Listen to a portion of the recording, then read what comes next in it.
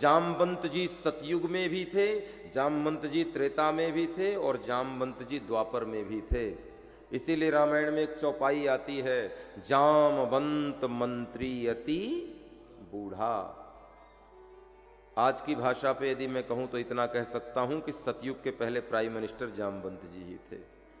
सतयुग में भी रहे, त्रेता में भी रहे और द्वापर में भी रहे। मंत्री अति बूढ़ा।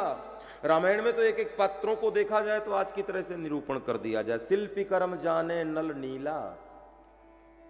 सेतु बनाने का काम नल और नील से बढ़िया कोई नहीं जानता था। अच्छे सिविल इंजीनियर थे ये, क्यों? पानी में पुल बना देते थे। और रामायण के काल में देखा जाए तो दुनिया में 2 डॉक्टर बड़े मशहूर थे, बड़े प्रसिद्ध थे। आपको बताऊं कौन कौन?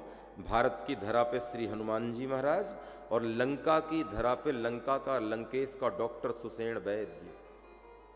इसके पास भी मृत संजीवनी विद्या थी। लक्ष्मण जी को शक्ति लगी तो संजीवनी औषधि भी इसने बताया और उपचार भी इसने किया।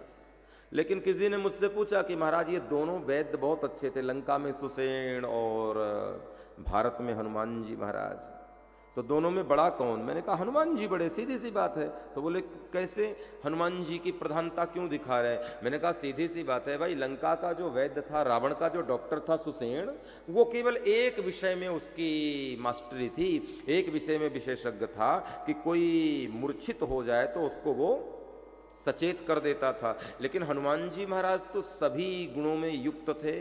नासय रोग हरै सब और जपत निरंतर।